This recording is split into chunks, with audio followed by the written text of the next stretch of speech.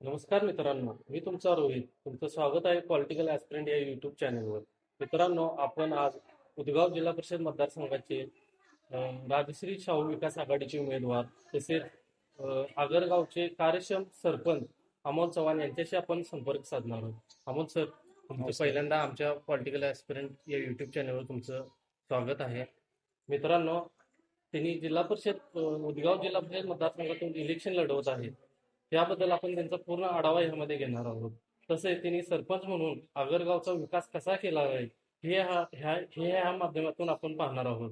तसेच त्यांनी जिल्हा परिषद इलेक्शन लढवायचे का निर्णय घेतलेला आहे हे आपण यामध्ये पाहणार आहोत. त्यांना राजश्री शाहू विकास आघाडीकडून का उमेदवारी मिळाली हे आपण यामध्ये पाहणार आहोत. तसेच शेतकरी, कामगार वर्ग व तरुण मित्रांसाठी त्यांची काय भूमिका आहे हे आपण यामध्ये पाहणार आहोत. चला तर मित्रांनो, वेळ न घालवता आपण ह्या मुलाखतीला सुरू करूया. अमोल दादा, पहिल्यांदा तुमची आम्हाला राजकीय व सामाजिक तुमची ओळख आम्हाला करून द्या. नमस्कार, मी अमोल दादासो चव्हाण, मौजे आगरगावचा लोकनियुक्त सरपंच. सरपंच होण्याआधी मी शिवसेना या पक्षातून सामाजिक काम करायला कॉलेज काळापासून सुरुवात केली आणि ग्राउंड लेवलला काम करत असताना लोकांच्या अडीअडचणी आणि त्या सोडवण्यासाठी हळूहळू राजकारणाशी संबंधित येत गेला आणि त्यानंतर पहिल्यांदाच लोकनियुक्त सरपंच पदाची इलेक्शन जाहीर झाली आणि आमचे बंधू सागर चव्हाण यांनी ती इलेक्शन आपण लढवायची असा निर्धार केला आणि त्या अनुषंगाने आम्ही गावामध्ये पहिल्यापासूनच काम करत होतो, पण ते सामाजिक काम करत होतो, राजकीय नव्हतं. त्या माध्यमातून तुम्ही राजकारणामध्ये प्रवेश आणि त्या माध्यमातून मी राजकारणामध्ये आलो. पहिलीच निवडणूक अगदी ईर्षेची झाली, कारण महाराष्ट्राच्या राजकारणात पहिलाच लोकनियुक्त सरपंच, तोही जनरल मधून आमच्या गावाला आरक्षण पडलं. अगदी 8-9 उमेदवार रिंगणामध्ये होते आणि त्यातून गावाने मला संधी दिली. संधी देत असताना गावानं आमचं सामाजिक काम, त्याचबरोबर आमची लोकांच्या प्रती असलेली तळमळ आणि एक आपण त्याला काम करणारा माणूस म्हणू किंवा अगदी सर्वसामान्यांच्यातला माणूस म्हणून आपल्याला जनतेनं निवडून दिलं आणि जनतेचा जो विश्वास होता तो आपण पूर्णपणे 5 वर्षात सार्थ ठरवायचं काम केलेलं आहे. आणि आमचं गाव जर बघितलं तर जवळजवळ 5 ते 6 किलोमीटर मध्ये पसरलेलं वाड्या वस्त्यांचं गाव आहे आणि अशा गावामध्ये काम करत असताना पहिल्यांदा विकास करायचं म्हणजे खूप मोठं चॅलेंजिंग होतं आणि किती जरी काम केलं तर ते दिसून यायचं.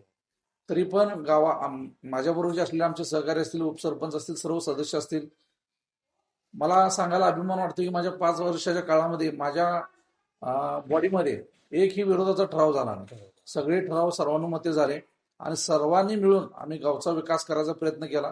विखुरलेलं गाव असलं तरी पण बऱ्यापैकी गावचा विकास झालेला आहे आणि जो काय राहिला आहे तो येणाऱ्या नजीकच्या काळात होऊन जाईल. आणि आगर एक रोल मॉडेल आहेच, पण येणाऱ्या काळात ज्या काही उणिवा आहेत त्या पूर्णपणे पूर्ण होऊन एक सुंदर आणि रोल मॉडेल गाव आमचं आगर बनणार आहे. मित्रांनो, सकारात्मक राजकारण हे कसं करायचं असतं हे आम्हाला आता आपण हे अमोलदादांच्याकडून शिकलो आहोत. एकही विरोधाचा ठराव त्यांनी मंजूर करून दिला नाही. पूर्णपणे सकारात्मक पॉलिटिकली त्यांनी सगळी योजना राबवल्या. अमोलदादा, राजकारणात येण्यापूर्वी हे अमोल चव्हाण कोण होते व त्यांनी काय पाहिलं की किंवा त्यांच्या जीवनामध्ये कुठली घटना घडली की त्यामुळे त्यांनी राजकारण आणि समाजकारण ह्याकडे वळले? मी राजकारणात येण्यापूर्वी आपल्या मौजागरच्या MIDC मध्ये जो स्ट्रीम कॅपॅसिटर कारखाना आहे जिथं मी सर्व्हिसला होते, जवळजवळ 13 वर्ष मी तिथं काम केलं आणि काम करत असताना तिथं शिफ्ट वाईज काम असायचं. मग आम्हाला जरा आवड होती समाजकारणाची, मग कुणाला दवाखान्यात न्यायचं आहे, कुणाला काय करायचं आहे, ते शिफ्टमध्ये जमना. मग कसं व्हायला लागलं, शिफ्टमध्ये जमत नसल्यामुळे ते मी नोकरी सोडली आणि त्यानंतर मी आपलं पशुपालनाकडे वळलो. त्यातून मला वेळ भेटायचा, त्यातून मला समाजकार्य करता येत होतं. समाजकार्य करत असताना मग मी राजकारणाकडे वळलो. अमोलदादा, तुम्ही नोकरी सोडून पशुपालनाचा उपक्रम राबवला व राजकारणाकडे वळण्याचा निर्णय घेतला, त्यावेळेला तुम्हाला घरातून कसा सपोर्ट मिळाला किंवा त्यांची प्रतिक्रिया काय होती त्यावेळेला? घरातून मला पहिल्यापासूनच माझ्या कामाला सपोर्ट चांगला होता, पण नोकरी सोडून ह्या उद्योगात पडणं जरा कोणाला पटत नव्हतं. म्हणजे एक चॅलेंजिंग काम होतं. घर बी चालवलं पाहिजे, नोकरी सोडून. आपल्या सर्वसामान्य लोकांचं असं असतं की नोकरी म्हणजे फिक्स पगार. पगार असं हे असते. मग ते तुम्ही सोडून राजकारणात यायचं ठरलं, मग त्यावर तुम्हाला घरातून काय प्रतीक्षा निर्माण झाली? पहिल्यांदा तर घरातून मला नोकरी सोडायची नाही असाच विषय झाला. पण मी माझ्या मताशी ठाम होतो आणि मी कारण नोकरीत बऱ्यापैकी बर्डन असतं. बरोबर. रोज गेलंच पाहिजे, ते केलंच पाहिजे. पण ते मग मी तो विषय ठाम घेतला की आपण नोकरी सोडायची आणि आपलं स्वतःचं काहीतरी करायचं. आणि त्यामुळे मी नोकरी सोडायचा निर्णय घेतला आणि ह्या दुग्ध व्यवसायात मी आलो. मित्रांनो, आज बघितलं का तुम्ही, तिने व्यवसायातून राजकारणाकडे प्रवेश केलेला आहे. व्यवसाय किती महत्वाचा आहे आणि काय केला पाहिजे हे आपण यामधून दिसून येतं.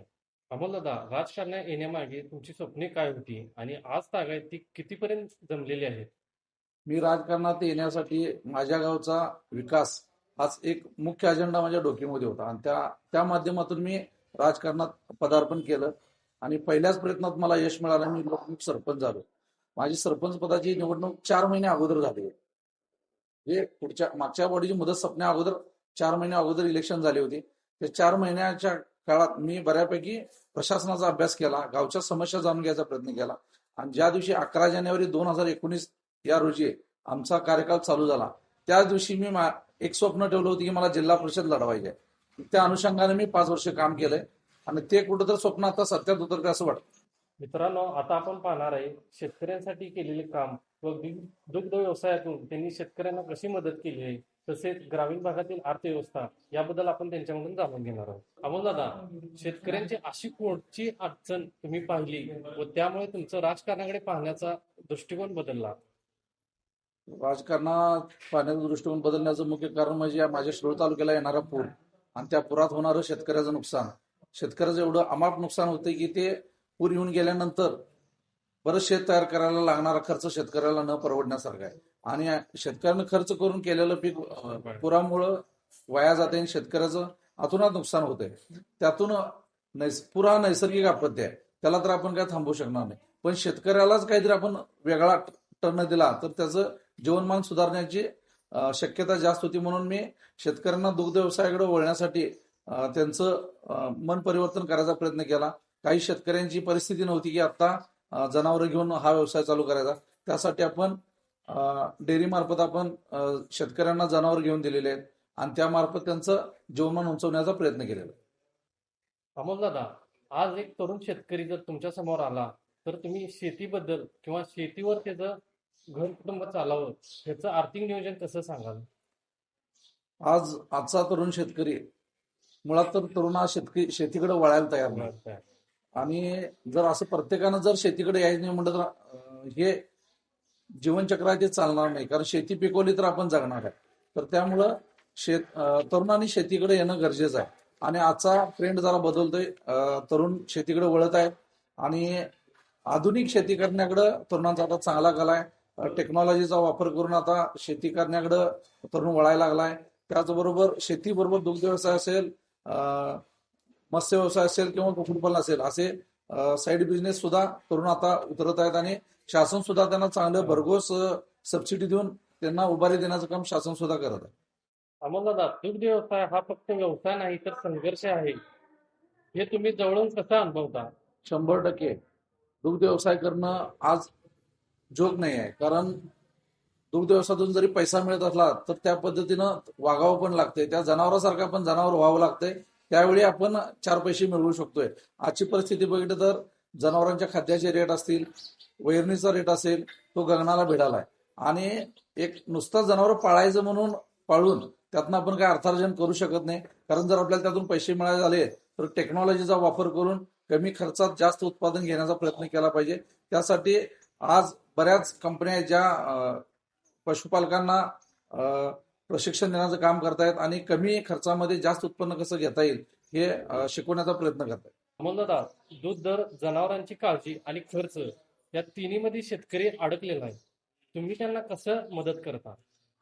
दुग्ध व्यवसाय करायचं म्हटलं तर पहिला लागते ते भांडवल. मी माझ्या डेअरी मार्फत जनावरं घेऊन द्यायचं काम केलेलं आहे. त्याचबरोबर त्यांना लागणारं खाद्य आहे ते सुद्धा मी डेअरी मार्फत देतोय आणि त्याचे पैसे मी थोडे थोडे त्याकडून कपात करून घेतोय. कारण नवीनच जनावर स्वतःच्या पैशातून आणून त्याला खाद्य घालून दूध घालून अर्थार्जन होऊ शकत नाही. त्यासाठी त्या शेतकऱ्याला मदत करायला लागते आणि ती मदत मी माझ्या डेअरी मार्फत करतोय. त्याला पशुवैद्यकीय सेवा लागत असेल किंवा त्याच्या काही अडचणी असतील त्याचं संघामार्फत निरासन करून त्याला सहकार्य करतो आम्ही डेअरी मार्फत. दुग्ध व्यवसायामुळे महिलांना स्वावलंबी करण्यासाठी तुमचं योगदान काय आहे? आज बघितलं तर माझ्या महिला भगिनी आहेत, त्या सर्व दुग्ध व्यवसायात सगळ्यात जास्त त्यांचाच रोल असतोय. शेण काढणे, धार काढणे हे मेजर काम त्या महिलाच करत असतात. आणि एका महिलेला घरात बसून काही मिळत नव्हतं किंवा आपल्यासारख्या ग्रामीण भागामध्ये नोकरीची संधी नव्हती. दुग्ध व्यवसायातून त्यांना ती संधी उपलब्ध करून द्यायचं काम आपण केलेलं आहे. आणि त्यातून त्यांना दुधातून खर्च 2-4 पैसे त्या महिला भगिनींना मिळायचं काम या व्यवसायातून होतं. अमोलदादा, जर दुग्ध व्यवसाय हा मजबूत झाला तर संपूर्ण गावाची अर्थव्यवस्था बदलू शकते. याबद्दल तुमचा अनुभव काय सांगतो? आज कसं आहे, मार्केटमध्ये पैसा असेल तर कुठली पण उलाढाल होते.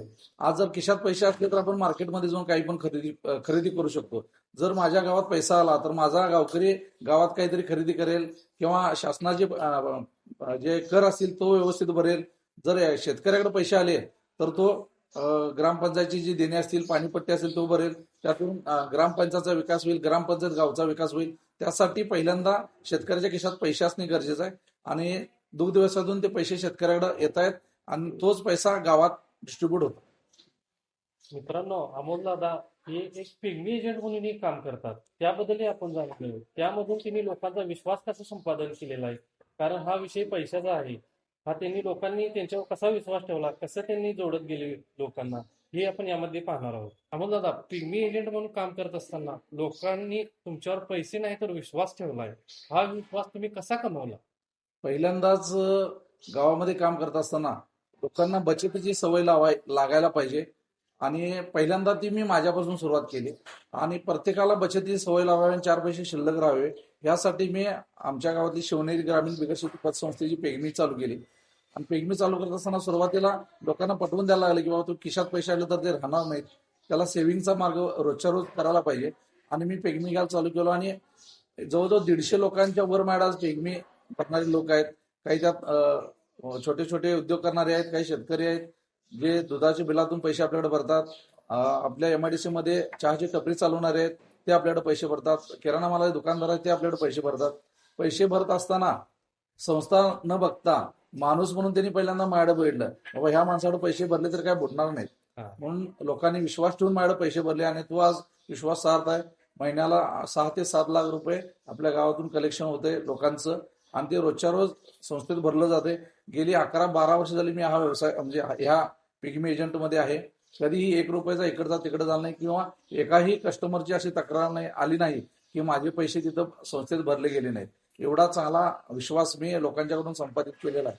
आणि यातून लोकांची पण मदत मला करता येते. सुट्टी असेल, बँका बंद असतील त्यावेळी आम्ही कुठलाही प्रोटोकॉल न पाळता त्यांची मदत करतोय आणि त्यांना पैसे द्यायचं आम्ही काम करतो.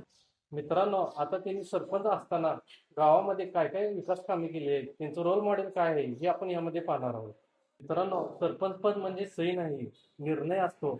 अमोलदादा, असा कोणता निर्णय घेतला आहे की ज्यामुळं संपूर्ण गावाला त्याचा एक चांगला अनुभव मिळत आहे?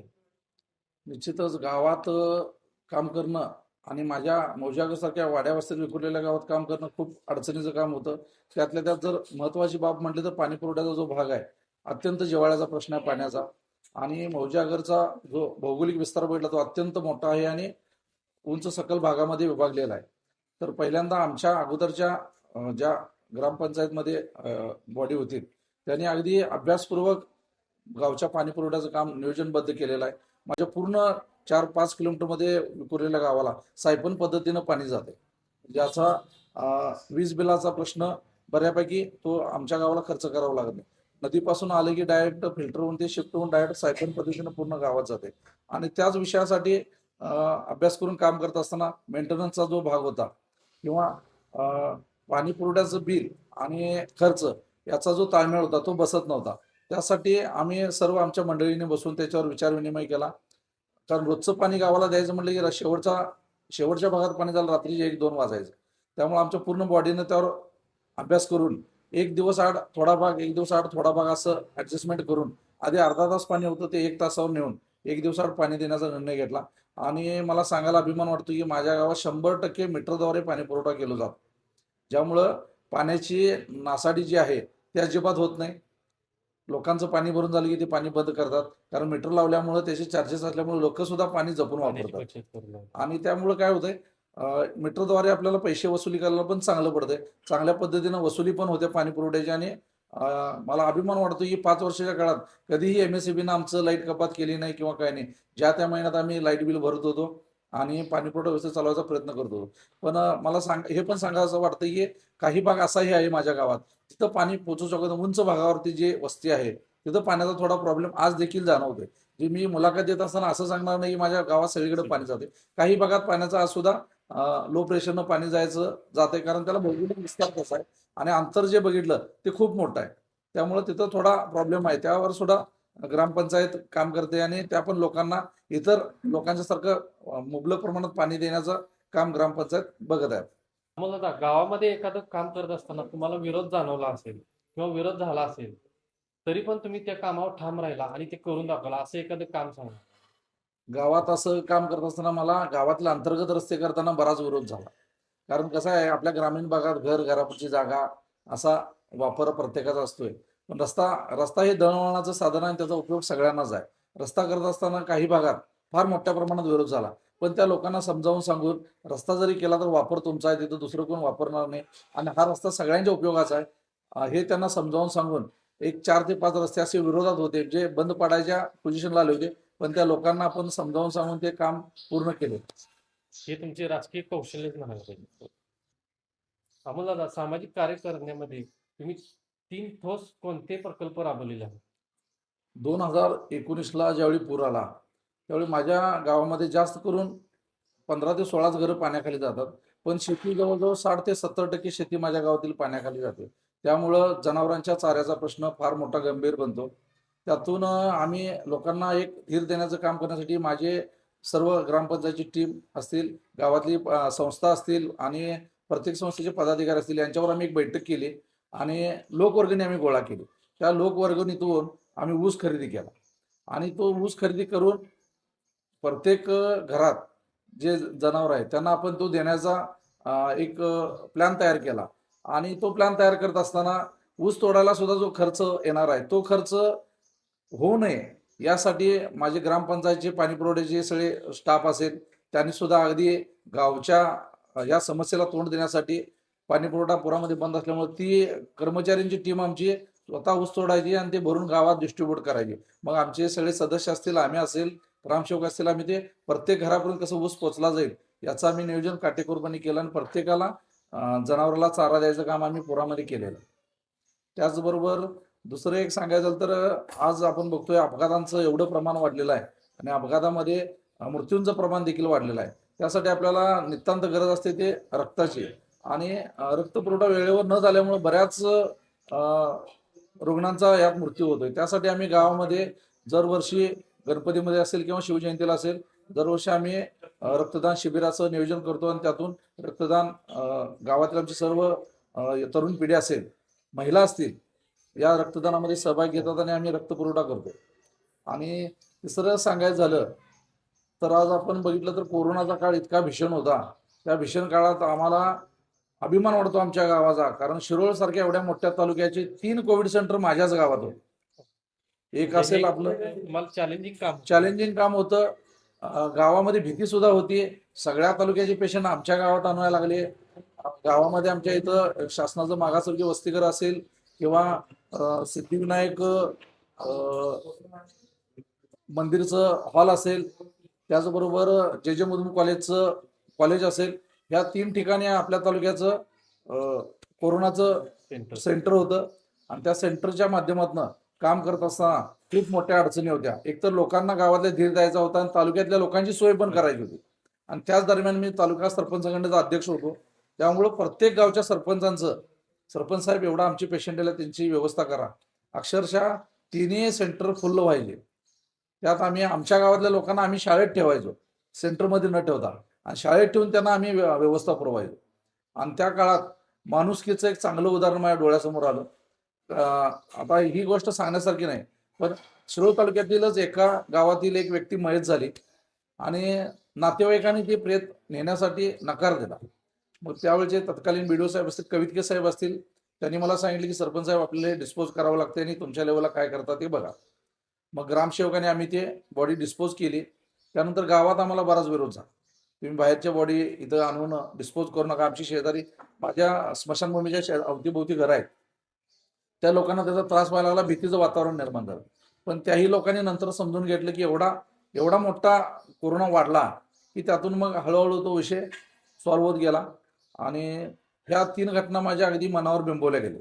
बोल दादा, तुम्ही पिग्मी एजंट, सामाजिक कार्यकर्ते किंवा सरपंच या अनेक भूमिका निभावल्या. तुम्ही तरुणांना एकच गोष्ट काय सांगू इच्छिता? आजच्या तरुणांना मी असं सांगू इच्छितो की आज कोणतंही काम कमी न समजता कुठल्याही काम असेल, उद्योग असेल, व्यवसाय असेल, छोटा का असेना त्यात आपण पडलं पाहिजे आणि स्टार्टअप सुरू केला पाहिजे. आज जरी तो छोटा व्यवसाय असेल तर भविष्यात मोठा होणार आहे. तर सुरुवात होणं गरजेचं आहे आणि तरुणांनी मला मोठीच नोकरी पाहिजे, मला मोठाच व्यवसाय, एकदमच पैसे मिळाले पाहिजे असं न करता सुरुवात करणं महत्त्वाचं आहे. आणि सुरुवातीला जरी उद्योग लहान असेल तर त्यातून आपण पुढे जाऊन उद्योग मोठा करू शकतोय. फक्त सुरुवात करणं आणि प्रयत्न करणं गरजेचं आहे. म्हणजे तरुणांनी एक स्टार्टअप चालू करणं आणि त्यात टिकून राहणं आणि छोट्या व्यवसायातच मोठं होतंय हे तुम्ही सांगू इच्छिता. बरोबर. मग दादा, अनेक तरुण आज राजकारणापासून पळून जात आहेत किंवा लांब राहत आहेत. तुम्ही त्यांना काय सांगू इच्छिता? आज जर देश चालवायचा झाला तर तरुणांनी राजकारणात आलं पाहिजे. आज जर तरुण राजकारणापासून लांब गेला तर देश चालवायचा कसा? कारण आज जर देशातली लोकसंख्येचा विचार केला तर सर्वात मोठा वर्ग हा तरुणांचा आहे आणि तरुणांनी राजकारणात येत असताना समाजकारणाची जोड राजकारणावर घालून त्यांनी या राजकारणात यायला पाहिजे. राजकारणात आल्याशिवाय गावचा विकास करता येणार नाही आणि चांगल्या ज्या शासनाच्या स्कीम असतील किंवा योजना असतील त्या लोकांच्यापर्यंत पोहोचवायचं झालं तर तरुण माणूसच पाहिजे. कारण ह्या राजकारणात वेळेच्या मर्यादा खूप आहेत. तर शेवटच्या लोकांपर्यंत जर पोचायचं झालं तर पळणारा माणूस पाहिजे येतं आणि तरुणांनी यात जर लक्ष घातलं तर आपला देश प्रगतशील व्हायला काय फारसा वेळ लागणार. म्हणजे गावाचा सुधार करण्यासाठी हा तरुण मित्र गरजेचाच आहे. होय होय. मित्रांनो, आता आपण जिल्हा परिषद मतदारसंघाकडे वळणार आहोत. उदगाव हे त्यांचं जिल्हा परिषद मतदारसंघ आहे. त्याबद्दल आता आपण जाणून घेणार आहोत. अमोल दादा, पहिला तुम्ही जिल्हा परिषद मतदारसंघाची तुमची ओळख करून द्या. आज माझा हा शिरोळ तालुक्यातील जिल्हा परिषद मतदारसंघ येतो उदगाव. या उदगाव मतदारसंघामध्ये 8 गावं येतात, ज्यामध्ये प्रामुख्याने मौजागर, उदगाव, चिंचवाड, अर्जुनवाड, घालवाड, कनवाड, कुटवाड, हसूर या गावांचा समावेश होतो. म्हणजे ही आपली खेडी गावं पूरग्रस्त भागामध्ये जास्त येतात. जास्त करून सगळीच पूरग्रस्त आहे ती सगळीच. आणि यामध्ये 2 पंचायत समिती गण येतात. एक अर्जुनवाड पंचायत समिती गण आणि एक उदगाव पंचायत समिती गण. अमोल दादा, आधी सरपंच म्हणून काम करत असताना असा कोणता निर्णय घेतला की ते जिल्हा परिषद लेवलला तुम्ही राबवणार आहात?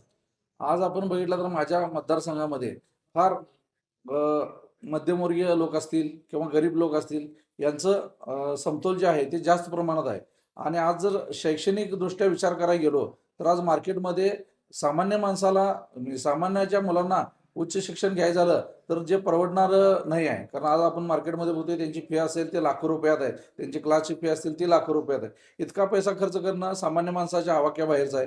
त्यासाठी आम्ही आमच्या गावातल्या जिल्हा परिषद सरपंच काळात जिल्हा परिषद शाळेवर आम्ही फोकस केलं. ज्या बाहेरच्या प्रायव्हेट हायस्कूल ज्या सुविधा देतात त्या सुविधा आम्ही जिल्हा परिषदेच्या शाळेत देण्याचा आमच्या कार्यकाळात प्रयत्न केला आणि त्यामध्ये आम्ही बऱ्याच प्रकारे यशस्वी पण झालोय. तोच एक अजेंडा घेऊन या माझ्या मतदारसंघामधल्या ज्या जिल्हा परिषदेच्या शाळा असतील त्या अगदी एक रोल मॉडेल म्हणता येईल अशा पद्धतीच्या मला त्या जिल्हा परिषदेच्या शाळा करायच्या आहेत आणि त्यातून माझ्या या उदगाव मतदारसंघातील सामान्य माणसांच्या मुलांचं शिक्षणाचं भवितव्य मला घडवायचं आहे. त्यात अमोल दादा, पूर, शेती व रोजगार या 3 प्रश्नांचे समन्वय साधणं कठीण आहे. याबद्दल तुमचं योगदान कसं राहणार आहे? आज आपण माझ्या मतदारसंघात बघितलं तर पुराचं थैमान फार मोठ्या प्रमाणात आहे आणि यातून जर आपल्याला अर्थार्जन करायचं असेल तर माझ्या गावालगत 2 औद्योगिक वसाहती आहेत. त्याचबरोबर ह्याच शिरोळ तालुक्यामध्ये टाकळीवाडीला आता नवीन एक औद्योगिक वसाहत होत आहे. तसेच माझ्याच मतदारसंघात घालवाड या गावी दीप रेखा इंडस्ट्रीच्या मार्फत नवीन एक आता वसाहत तिथं स्थापन होत आहे. त्याचबरोबर पार्वती इंडस्ट्रियल ही पण एक नवीन इंडस्ट्रियल आपल्या उदगाव हद्दीमध्ये होत आहे. तर शेतीबरोबरच कायमस्वरूपी येणारा पूर यातून आपल्याला जर बाहेर पडायचं असेल तर शेती, दुग्ध व्यवसाय, त्याचबरोबर आपल्या ह्या MIDC मध्ये काही काम करून आपण 4 पैसे कमवू शकतो आणि त्यातून आपला संसार व्यवस्थित चालू शकतो. अमोल दादा, जिल्हा परिषदेवर तुम्ही गेल्यानंतर पहिला इम्पॅक्ट डिसिजन कोणता असणार आहे की ते सामान्य माणसाला डायरेक्ट बेनिफिट मिळेल? जिल्हा परिषदेवर निवडून गेल्यानंतर पहिला माझा प्रयत्न असणार तो आरोग्याचा विषय असणार आहे. कारण आज आपण बघितलं तर सर्वसामान्य असेल किंवा सर्वांचंच असेल आरोग्य आज धोक्यात आलेलं आहे. तर आरोग्याच्या बाबतीत जे काही निर्णय घेता येतील माझ्या मतदारसंघात तर ते पहिल्यांदा आम्ही आरोग्यावरच काम करणार आहे, जेणेकरून सर्वांना त्याचा डायरेक्ट फायदा जनतेला होणार आहे. राजकीय दबाव, निधीची मर्यादा व प्रशासन या तिन्हीमध्ये अडकून न जाता तुम्ही उदगाव मतदारसंघातील जनतेसाठी कसं काम करणार आहात? आज आपण बघितलं तर शिरोळ तालुक्याचा सर्वांगीण विकास काम करण्यासाठी आमचे नेते माननीय डॉक्टर राजेंद्र पाटील यड्रावकर साहेब अतोनात प्रयत्न करत आहेत. त्यांनी आता चालूच्या पंचवार्षिकमध्ये 2000 प्लस कोटींचा निधी त्यांनी आपल्या तालुक्याला आणलाय आणि इथून पुढेही ते आपल्याला भरघोस निधी आणून देण्याचं काम करणार आहेत. त्यांच्या पाठीमागे महायुतीचा सपोर्ट आहे. त्याचबरोबर आमच्या विभागाचे खासदार माननीय दर्शनदादा यांनी केंद्रातून आपल्या तालुक्यासाठी भरीव निधी देण्याचं काम केलेलं आहे आणि इथूनही पुढे त्यांच्याकडून माझ्या ह्या दोन्ही नेत्यांच्याकडून ह्याच अपेक्षा आहेत की माझ्या मतदारसंघासाठी भरीव निधी त्यांच्याकडून मला मिळायला पाहिजे. त्याचबरोबर इतर काही जे फंड्स असतील तेही आणण्याचा मी प्रयत्न करणार आहे. दादा, मला राजश्री शाहू विकास आघाडीकडून उमेदवारी मिळाली. ही राजकीय नीती होती की तुमचं विकासाचं मॉडेल लक्षात घेऊन तुम्हाला उमेदवारी दिली? निश्चितच राष्ट्रीय शाहू आघाडीच्या सर्वच नेते असतील, त्यामध्ये माननीय डॉक्टर राजेंद्र पाटील यड्रावकर साहेब असतील, खासदार दर्शीदादा असतील, माजी आमदार उल्हासदादा असतील आणि सर्वच राष्ट्रीय शाहूची टीम यांनी या उदगाव मतदारसंघात माझं जे गाव येते आगर, ह्या आगरचा झालेला विकास आणि आम्ही वेळ देऊन केलेलं काम हे मुद्दे विचारात घेऊन त्यांनी मला ह्या मतदारसंघाची उमेदवारी दिलेली आहे. अमोल दादा, उदगाव जिल्हा परिषद निवडणुकीसाठी तुमचा राजकीय अजेंडा काय आहे व तुम्ही इतर उमेदवारांपेक्षा कसं सरस आहात हे तुम्ही कसं सांगाल? निश्चित उदगाव जिल्हा परिषद मतदारसंघात काम करत असताना पहिल्यांदा कोणताही गट तट जात पात न बघता सर्वांगीण लोकांचा कसा विकास करता येईल यावर आमचा भर असेल. कोणत्याही नेत्याकडे आम्हाला, कोणत्याही पक्षाचे असतील, त्यांच्याकडे आम्हाला या मतदारसंघाच्या विकासासाठी जावं लागेल तर आम्ही तिथं जायला तयार आहे. कारण आमचा अजेंडा ह्या मतदारसंघाचा विकास, त्यात आम्ही राजकारण कुठेही आणणार नाही. सर्वसमावेशक काम या मतदारसंघासाठी मला करायचं आहे. राजकारणामध्ये आरोप प्रत्यारोप भरपूर प्रमाणात वाढलेले आहेत. मग तुम्ही सकारात्मक राजकारण कसं करणार आहात? आजच्या राजकारणात बघितलं तर रोज उठल्यानंतर पहिल्यांदा आरोपाचंच आपल्याला न्यूज ऐकायला मिळतात. पण माझ्या मतदारसंघामध्ये मला कुणावरही आरोप करायचे नाहीत, कारण जे आहे ते आपले सहकारीच आहेत. कुणावर आरोप टीका टिप्पणी न करता मला विकासावरच काम करायचं आहे आणि मला तो विकास घडवायचा आहे. त्यामुळे कोणाही वैयक्तिक आयुष्यावर किंवा वैयक्तिक उमेदवार मला बोलायचं नाही आहे. आपले सहकारीच आहेत. आपण त्यांना आपल्या सोबत घेऊन आपण या मतदारसंघाचा कायापालट करायचा प्रयत्न करणार. अमोल दादा, तुमचं राजकारणामध्ये रोल मॉडेल काय आहे व त्यांचं एखादं काम जे सर्वसामान्यांसाठी फायद्याचं आहे, असं कोण आहे तुमचं? आज आपण बघायला गेलो तर आपल्या तालुक्याचे विद्यमान आमदार डॉक्टर राजेंद्र पाटील यड्रावकर साहेब यांनी आज शेतकऱ्यांच्यासाठी एक महत्त्वाचा निर्णय घेतलेला आहे. आज आपल्या मतदारसंघात भेटत छारपड जमिनीची जी आकडेवारी आहे ती फार मोठ्या प्रमाणात आहे. त्यासाठी त्यांनी शासनाकडून 80% शासनाचे 20% शेतकऱ्याचे हा एक प्रोजेक्ट पायलट त्यांनी आपल्या शिरोळ तालुक्यामध्ये चालू केलेला आहे आणि याही पुढे जाऊन त्यांनी 90% शासनाचे आणि 10% शेतकऱ्याचे करण्याचा प्रयत्न त्यांचा चालू आहे आणि त्याचा उपयोग मी माझ्या मतदारसंघात करून घेणार आहे. जी नदीकाठची जी छारपड जमीन आहे ती पिकायोग्य करण्यासाठी आम्ही त्यावर जास्त फोकस करणार. अमोल दादा, पद मिळवण्यासाठी लोक येतात, पण तुम्ही कोणतं कारण घेऊन आला? तुमचं उत्तर काय? आज पदाचा जर विचार केला तर मागील 5 वर्षात मी लोकनियुक्त सरपंच होतो. सरपंच म्हणून काम करत असताना मला काही मर्यादा येत होत्या. मग त्या आर्थिक असतील, ज्या आपण तेवढ्या पैशामध्ये गावाचा विकास करू शकत नाही, तर त्याला अजून थोडं फंडिंग जास्त लागणार होतं. त्यासाठीच मी स्वप्न बघितलं की जिल्हा परिषदेचा, आणि त्या माध्यमातून आपल्याला आपल्या गावाबरोबर ह्या बाकीच्या 7 गावांचा पण आपल्याला विकास करायचा आणि तोच मुद्दा मी घेऊन ह्या निवडणुकीत उतरतो. निवडणूक जिंकणं महत्वाचंच आहे, पण लोकांचा विश्वास टिकवणं हे त्याहून महत्वाचं आहे. याला तुम्ही कसं सांगणार आहात? आज जर माझ्या मतदारसंघाचा विचार केला तर आगरपासून हसूरपर्यंत जवळजवळ 20-25 किलोमीटरचा हा एरिया सगळा भरतो. मी निवडून आल्यानंतर त्या लोकांना माझ्या घरापर्यंत किंवा माझ्या गावापर्यंत येण्याची गरज नाही. प्रत्येक आठवड्याला मी प्रत्येक गावात उपलब्ध राहणार आहे. तिथल्या समस्या, तिथल्या अडचणी काय त्या जाणून घेणार आहे. त्यामुळं निवडून येणंच एवढं माझं काम नाही, तर त्या मतदारसंघातील सर्व लोकांनी ज्यांनी मला निवडून दिले त्या लोकांचा विश्वास टिकवणं ही माझ्या पुढची सगळ्यात मोठी म्हणजे महत्वाचं कारण आहे आणि त्यांचा विश्वास अबाधित ठेवणं हे माझं काम आहे. अमोल दादा, आपल्या जिल्हा परिषदच्या मतदारसंघामध्ये पूर हा दरवर्षीच येतो. मग त्यासाठी परमनंट सोल्युशन काय आहे तुमच्याकडे? आज आपल्या मतदारसंघाचा विचार केला तर सगळ्याच गावात पुराची परिस्थिती आहे. तर आमदार साहेबांच्या माध्यमातून नदीला पूर संरक्षक भिंत बांधायचं काम आता नजीकच्या काळात चालू होणार आहे. त्याचबरोबर जर पूर येऊ नये हा जर विषय असेल तर शासनाने शेजारच्या कर्नाटक शासनाबरोबर समन्वय राखून पाण्याचा निचरा करणं गरजेचं आहे आणि त्या संदर्भात माझे आमदार उल्हासदादा असतील, विद्यमान आमदार राजेंद्र पाटील यड्रावकर साहेब असतील किंवा केंद्रामध्ये दर्शनदादा असतील, या तिन्ही नेत्यांचं काम या बाबतीत चांगलं आहे आणि या तिन्ही नेत्यांनी घातलेलं लक्ष गाठलं आणि यावेळेचा जो पूर आपण आला नाही हे त्याचं एक समाधानकारक उत्तर आहे. कारण वाईट नाही, पण ते वाईट करणारे कोण आहात? आता राजकारणाचा विचार केला तर सगळेच काय तिथं चांगल्या उद्देशानं आलेले नसतात. काही त्यांचा स्वभावच असतो की इकडचं तिकडं करायचं, काहीतरी करायचं आणि राजकारण करत राहायचं. पण राजकारणाचं योग्य दिशेनं जायचं झालं तर आज आपण आपल्या शिरोळ तालुक्यात बघितलं तर यड्रावकर साहेबांचं काम असेल, उल्हासदादांचं काम असेल किंवा दर्शनदादांचं काम असेल, त्यांनी कुठेही कुणाच्या टीका टिप्पणीला उत्तर न देता आपल्या कामात ते व्यस्त असतात आणि ते कामातूनच या टीका टिप्पणीला आणि विरोधकांना उत्तर देत असतात. नेता जिंकला की गाव जिंकतं. उदगाव मतदारसंघामध्ये खरं कोण जिंकणार आहे? उदगाव मतदारसंघाचा जर विचार केला तर मी राष्ट्रीय शाहू आघाडी मार्फत ही इलेक्शन लढवतोय आणि उमेदवार जरी जिंकला तर खऱ्या अर्थानं माझी उदगाव जिल्हा परिषद मतदारसंघातली जनता जिंकणार आहे. कारण त्या जनतेसाठीच आपण विकासाचं काम घेऊन इथं आपण उभं राहिलोय आणि माझ्या विजयात जनताच विजय असणार आहे. अमोलदादा, तुम्हाला लास्टचा प्रश्न असा आहे की तुम्ही जनतेला काय आव्हान करणार आहात आमच्या माध्यमातून?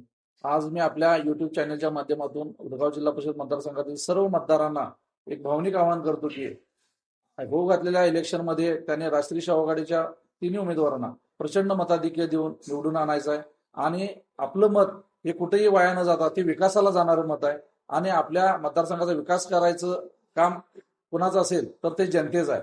जनतेनं आम्हाला निवडून द्यायचं आहे. आम्ही आपल्या विश्वासाला तडा न जाता विकास हाच मुद्दा घेऊन आम्ही तुमच्यासमोर आलेलो आहे.